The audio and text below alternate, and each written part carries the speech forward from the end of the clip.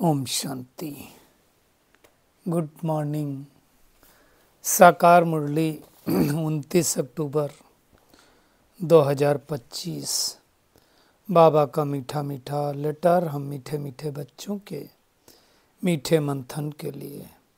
मंथन शुरू करने से पहले सुख के सागर शिव बाबा की सुख भरी किरणों के नीचे बैठ जाते हैं और अनुभव करते हैं कि मैं सुख स्वरूपात्मा हूँ, सुख के सागर की संतान हूँ। आज की साकार मुरली में 2-3 बातें बहुत ही स्पेशल आई हैं। एक तो बात मुझे बहुत स्पेशल लगी कि अगर हमें सत्संग करना है तो सत्संग का मतलब क्या है? रोज सत्य बाप से सत्य ज्ञान सुनना है। सत्य ज्ञान सुनना है मतलब नर से नारायण अगर बनना है तो रोज सत्य बाप से सुनना है, अर्थात सत्संग करना है। यही तो। और बाबा दूसरा खिवैया बन करके आया है। अब खिवैया शब्द की हम गहराई में जाएंगे कि खिवैया किसको कहा जाता है और भगवान खिवैया बन करके क्यों आया है, और फिर हम मास्टर खिवैया कैसे हैं तो उसको देखेंगे। और लगातार बाबा कई दिनों से देह अभिमान की बात कर रहा है। देह अभिमान को छोड़ना है और देही अभिमानी बनना है। इतना इम्पोर्टेंट क्यों है? क्यों बाबा इतना जोर दे रहा है, उसको भी हम देखेंगे।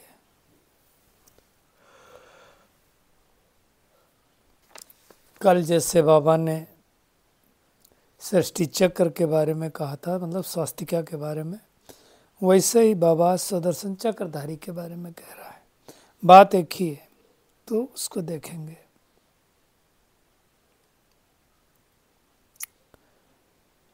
एक्चुअली अभी इस समय प्रकृति के 5 तत्व हो गए तमो प्रधान, तो सारी चीज़ें तमो प्रधान हो गई। वहाँ सतो प्रधान होते हैं तो सारी चीज़ें भी सतो प्रधान होती है।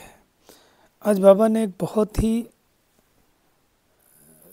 लौकिक जो फिलॉसफी है उसकी बात बताया कि भगवान का हाथ तुमको मिलता है, तुम्हारा हाथ दूसरों को मिलता है, फिर दूसरों का हाथ तीसरों को मिलेगा, तीसरे का फिर चौथे को मिलेगा, और इस तरह से एक दो की मदद हो जाती है। इसको हम कहें सहयोग करने की शक्ति, तो उसको भी हम देखेंगे।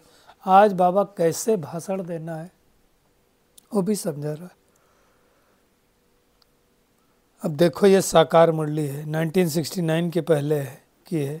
उसमें बाबा ने कहा था तुम बच्चों को बड़ी बड़ी सभाओं में समझाना पड़ेगा। अब उस टाइम तो बड़ी सभाएं होती नहीं थी, आज लाखों की हो रही हैं। तो बाबा कहता कहीं भी भाषण करने जाओ तो जो टॉपिक पे भाषण करना उस पर विचार सागर मंथन करो, फिर लिखो, फिर समझाओ। तो ये मेहनत करनी है, नहीं तो बाद में क्या होता है, याद आता है कि ये वाली पॉइंट्स तो सुना नहीं रह गई। मुझे तो होता है, आप सबको भी होता ही होगा ना, तभी तो बाबा कह रहा है, ऐसे तो कहेगा नहीं। और पतित पावनी गंगा के बारे में भी बाबा ने बहुत कुछ कहा है, उसको हम जानेंगे। इनकॉर्पोरियल गॉड फादरली यूनिवर्सिटी है और इसके अंदर फिर सब कुछ आ जाता है, तो उसको भी देखेंगे। और हमेशा ध्यान रहे कि मैं संगम युगी श्रेष्ठ भाग्यवान आत्मा हूँ। भगवान मिला, सब कुछ मिल गया, कुछ न रहा। पाना था जो पा लिया, बाकी कुछ न रहा। और ऐसा सपूत बच्चा बनना है कि बाबा हमारे गीत गाए और हम बाबा के गीत गाएं। योग के प्रयोग की भी आज फिर से पॉइंट आई है। तो ये आज की पूरी मुरली है। हम शुरुआत करते हैं खिवैया। खिवैया शब्द अक्सर करके यूँ जाता है तो जो नाविक होता है ना, नाव जो चलाता है, नाव चला करके हमें जो नदी को पार कराता है, उसको खिवैया कहा जाता है। अब एक नाव होती है। अब कभी हमने सोचा कि ये नाव डूबती क्यों नहीं है, तो इसमें साइंस का बहुत बड़ा प्रिंसिपल है। आर्किमिडीज का एक सिद्धांत हम लोगों ने पढ़ा था बहुत पहले। आर्किमिडीज का सिद्धांत क्या कहता है कि कोई भी वस्तु जिस प्रेशर से पानी के ऊपर अपना भार डालती है, उससे ज़्यादा प्रेशर से पानी क्या करता है, उसको ऊपर उठाता है। मतलब उसका जो वॉल्यूम है, उसका वॉल्यूम अगर वजन से ज़्यादा है, देखिए आप एक छोटी सी लोहे की बाल डालो, कांच की भी बाल डालो, वो डूब जाएगी। लेकिन नाव नहीं डूबती है, क्यों? कभी थिंक किया? साइंस में तो हम लोगों ने आर्किमिडीज का सिद्धांत पढ़ा है, क्यों नहीं डूबती?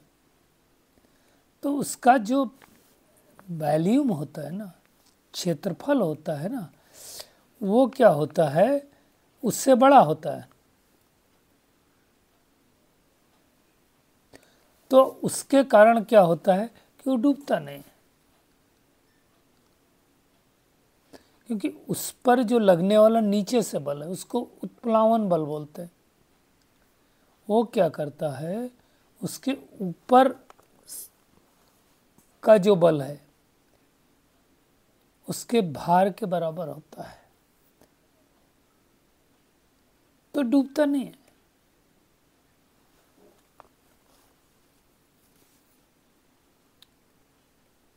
तो इस बात को अच्छी तरह से समझना है, और समझ करके इस सिद्धांत के कारण वो नाव नहीं डूबती।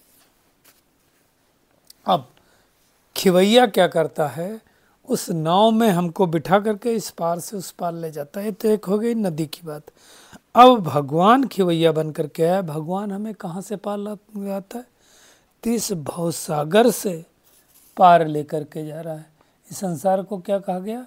भवसागर, जिसमें हर एक आत्मा को उस पार जाने के लिए परमात्मा रूपी खिवैया की जरूरत है। अब खिवैया शब्द तो बहुत छोटा है, साधारण है, लेकिन अब उस व्यक्ति से पूछो जो डूब रहा हो पानी में। मान लो मैं डूब रहा हूँ, डूबता जा रहा हूँ। अब उस समय कोई नाव लेकर के आया और मैंने उस नाव को पकड़ लिया, और पकड़ करके उस व्यक्ति ने मेरे को नाव के ऊपर चढ़ा लिया और चढ़ा करके इस पार से उस पार ले गया। अब इसको विजुलाइज करें। अब देखिए उस खिवैया की इम्पोर्टेंस कितनी है। अभी तक नहीं थी, अब क्या होगा? अब दिल में जान आएगी, अरे मेरे को बचा लिया, खिवैया ना होता तो मेरा जीवन नहीं होता, खिवैया नहीं होता तो मैं क्या करता। भगवान खिवैया बन करके आया है। नाम भले साधारण है, कर्तव्य बहुत बड़ा है। कलयुगी दुनिया से सतयुगी दुनिया में ले जाना छोटा नहीं है, बड़ा कर्तव्य है। ऐसे परमात्मा का जब हाथ मिलता है तो हम नरकवासी से स्वर्गवासी बन जाते हैं। तो इम्पोर्टेंस उस व्यक्ति को पता चलती है, जो व्यक्ति जब ना मिले इम्पोर्टेंस वो चीज़, तब उसकी इम्पोर्टेंस कैसी लगती है।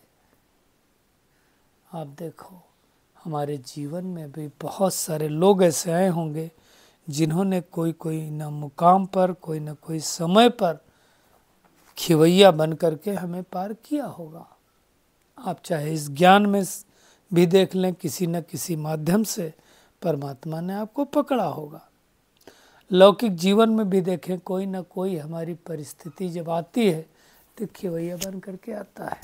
लेकिन भगवान जब इस सृष्टि पर आता है तो वो हमें इस पूरी दुनिया से ही पार लेकर के चला जाता है। इस कलयुग रूपी दुनिया में हमारी नैया डूब रही थी। क्यों? क्योंकि हमारी नाव बहुत पुरानी हो गई थी। लेकिन जब खिवैया एक्सपर्ट बन करके आया तो उसने क्या किया, हमारी नैया को उस पार लगा दिया। बाबा का हाथ मिलने से ही हमारी नैया पार हो गई। अब बाबा जो इम्पोर्टेंट बात क्या कह रहा है, तुम भी अभी मास्टर खिवैया हो, तो हमें चेक करना क्या मैं दूसरे की नैया को पार लगा रहा हूँ। पार कौन किसकी नैया को लगा पाएगा, जब खुद की नैया हिलेगी डुलेगी लेकिन डूबेगी नहीं। जब खुद खिवैया के ऊपर निश्चय होगा तो हम मास्टर खिवैया बन करके हर एक की नैया को पार लगा पाएंगे। ये बहुत अच्छी तरह से इस बात को समझना है। अब बाबा हमारा खिवैया बना, हम दूसरे का बनेंगे, दूसरा तीसरे का बनेंगे, और फिर हर एक की नैया को पार लगाने का हम रास्ता बतला देंगे। खिवैया के बच्चे खिवैया ना बने तो किस बात के बच्चे। तो अब खिवैया के बच्चे मास्टर खिवैया बन करके स्थापना के कार्य में भगवान की मदद करना है। वही भगवान जो परिस्थान की स्थापना कर रहा है, इसी का यादगार दिलवाड़ा मंदिर। दिलवाला मतलब दिल वाला है ना बाप। बाबा को हमारी दिल बहुत पसंद है, दिल लेता है, सबकी दिल लेता है बाबा, यानी सबकी सदगति करता है। तो वो ब्रह्मा तन में आकर के ज्ञान सुना रहा है, हमारी मुरादें पूरी कर रहा है। तो हमें अच्छी तरह से समझ करके फिर दूसरों को समझाना है। तो खिवैया बहुत इम्पोर्टेंट शब्द है। आप इसको दूसरे शब्दों में कह सकते हैं एरोप्लेन का पायलट, बड़ी इम्पोर्टेंस होती। आजकल जो नाव चलती थी, नाव ने शिप का आकार ले लिया, शिप को भी पायलट बोलते, तो उनकी वैल्यू होती है। ऐसे ही भगवान हमें इस भवसागर से पार लेकर जा रहा है। दूसरी तो बाबा क्या कहता, तुम्हें एक एक को परिस्थानी बनाना। परिस्थानी बनाना मतलब सबको परमात्मा का परिचय देना है, कल्याण करना है, गरीबों को साहूकार बनाना। तो ये मेहनत का काम है। लेकिन ये मेहनत करने के लिए क्या करना पड़ेगा, देह अभिमान को छोड़ना पड़ेगा, देही अभिमानी बनना पड़ेगा। तो क्यों बाबा बार बार ये बातें कहता है, देह अभिमान छोड़ो, देह अभिमानी होकर बैठो। देही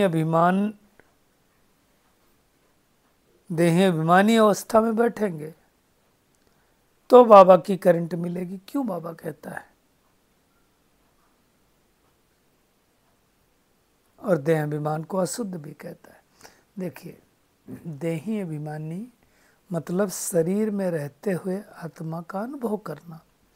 अब प्रॉब्लम क्या है, अगर हम देह अभिमान में है तो देह का स्वधर्म क्या है, विकार, तो विकारों की तरफ हम आकर्षित होंगे। और अगर देही अभिमानी हैं, अब देही अभिमानी का मतलब नहीं कि मुझे यहाँ चमकता हुआ कोई सितारा नजर आएगा, नहीं। देही अभिमानी का मतलब ये नहीं है कि मैं कुछ डिटैच, एकदम हमेशा डिटैच फील करूँगा। देही अभिमानी का मतलब है नॉलेज। क्या नॉलेज, कि मैं अलग हूँ, ये शरीर अलग है, मुझे ये शरीर मिला है पार्ट बजाने के लिए। ऐसे हर एक आत्मा को उनका शरीर मिला है पार्ट बजाने के लिए, यही होगा ना। और फिर हर आत्मा ड्रामा प्लेन अनुसार अपना पार्ट बजा रही है। तो ये जब स्मृति रहती है तो हम देही अभिमानी हैं। कोई घर वाले ना याद आएं, घर की बातें ना याद आएं, तो कहेंगे देही अभिमानी।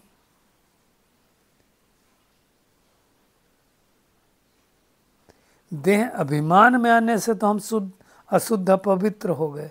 अब भगवान आकर के हमें देही अभिमानी बना रहा है। तो इसी को मेहनत करना है। अभी तो मृतलोक में थे, मृतलोक मतलब कब्रिस्तान, तो कब्रिस्तान से परिस्तान लेकर के बाबा जा रहा है। बाबा ने आज प्रश्न पूछा, तुमको किसी ने पूछा किसी से, तुमको सुख चाहिए दुख, तो क्या बोलेंगे, हमें क्या चाहिए। अच्छा, आप में से कौन कौन ऐसे लोग हैं जिनको दुख की फीलिंग होती है, जिनको अभी भी दुख महसूस हो रहा है, चेक करें, अभी भी दुख मिल रहा है, फील हो रहा है, तो फिर ये गीत कैसे गा पाएंगे हम? पाना था सो पा लिया, बाकी कुछ नहीं रहा। ये पाना ब्राह्मणों को ही है।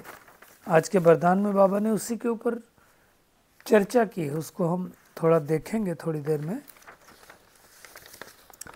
लेकिन ये मेहनत करने की बात है। आज बाबा साथ साथ ये भी कह रहा है कि अगर किसी को रास्ता नहीं बताते तो पाई पैसे का पद मिलेगा। तो हमें अनेकों को रास्ता बताना है और बता करके उन्हें भी परमात्मा का सत्य ज्ञान देना है। आज बाबा ने मीरा को और नारद जी को भी याद किया है ना। फीमेल में मीरा और मेल्स में नारद। शिरोमणि भगत गाए गए हैं, ये मतलब शीर्ष वाले भगत हैं।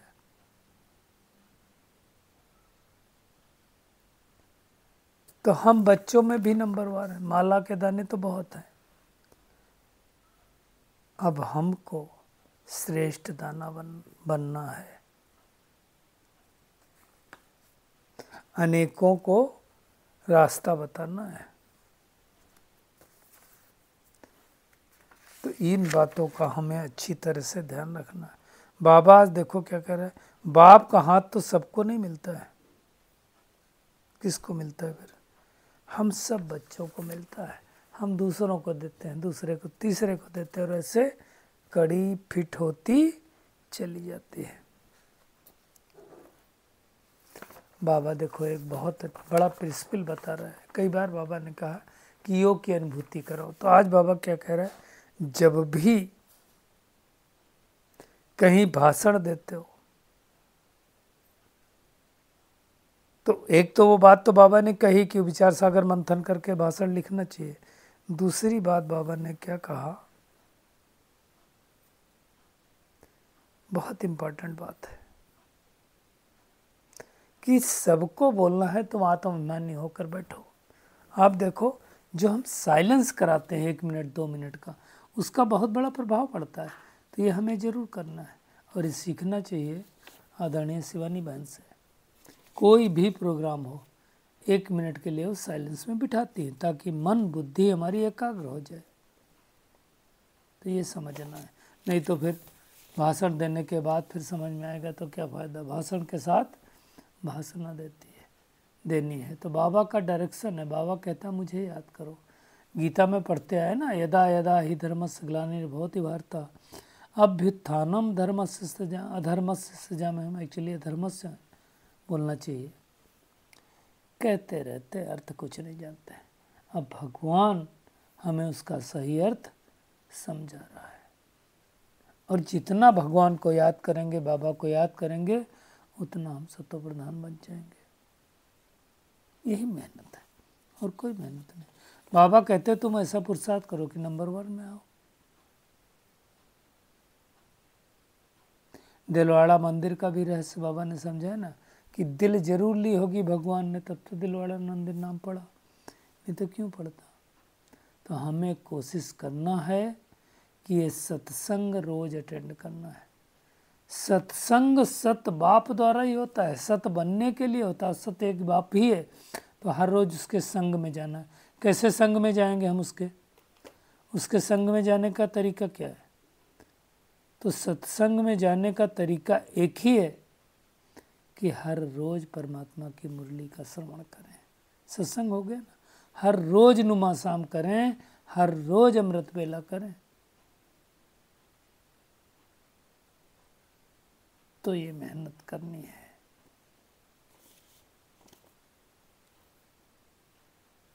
बाबा कहता है, आज कह रहा है क्राइस्ट भी यहाँ होगा। बहुत कहते हैं क्राइस्ट बेगर रूप में है। तो अगर तमो प्रधान है, इस समय तो सब तमो प्रधान है, तो बेगर है। सतो प्रधान है, मतलब आत्मा की 7 क्वालिटीज में हैं अगर हम, तो हम बेगर नहीं हैं। और बेगर टू प्रिंस भगवान बनाने के लिए है दुनिया में। फिर लोग कहते हैं पतित पावनी गंगा है। बाबा कहता है इस समय 5 तत्व भी ही सब तमो प्रधान पतित हैं। सारा शहरों का गंद किचड़ा वहीं जाता है, उसके अंदर मछलियाँ भी रहती हैं, बहुत सारे जीव जंतु रहते हैं। पानी की तो एक अलग दुनिया है ना, आप जाओ देखो तो पता चलता है। अंडमान निकोबार की तरफ समुद्र के अंदर जाओ या बहुत सारी जगह होंगी तो वो सब दिखाई देता है। तो कितने सारे जीव रहते हैं, है ना, उनको भोजन भी वहीं मिलता है। अब ऐसी नदी जिसमें अनेक जीव जंतु रहते हों, वो नदी पतित पावनी कैसे हो सकती है? तो इस कंट्रास्ट को सबको अच्छी तरह से समझाना है। आज के वरदान पे आते हैं। परमात्म याद की गोद में समाने वाले संगम युगी श्रेष्ठ भाग्यवान आत्मा भव। संगम युगी सतयुगी स्वर्ग से भी श्रेष्ठ। क्यों? क्योंकि अभी का गायन है, प्राप्त नहीं कोई वस्तु ब्राह्मणों के संसार में, देवताओं के संसार में नहीं कहा। तो इस नशे में रहें कि एक बाबा मिला, सब कुछ मिला। अभी आप बच्चे, बाबा कहता अगर अतीन्द्रिय सुख के झूले में न झूल पाए तो फिर क्या बात है। तो इस समय हम अतीन्द्रिय सुख के झूले में झूलते हो, कभी खुशी, कभी शांति, कभी गम, कभी ज्ञान, कभी आनंद, कभी कभी नहीं। इसका दूसरा अभिप्राय क्या बताया? कभी खुशी के झूले में झूलो, कभी शांति के झूले में, कभी ज्ञान के, कभी आनंद के, परमात्मा गोदी के झूले में झूलो। और परमात्मा को झूला क्या है? परमात्मा गोदी क्या है? याद की लौलीन अवस्था। सिंपल। ये गोद सेकंड में अनेक जन्मों के दुख दर्द भुला देगी। तो इस गीत को श्रवण करेंगे। ऐसा सपूत बनो जो बाबा आपके गीत गाए और फिर हम बाबा के गीत गाए। बाबा का गीत पता है क्या? वाह बच्चे वाह। तो हमारा गीत हमेशा होना चाहिए वाह बाबा वाह।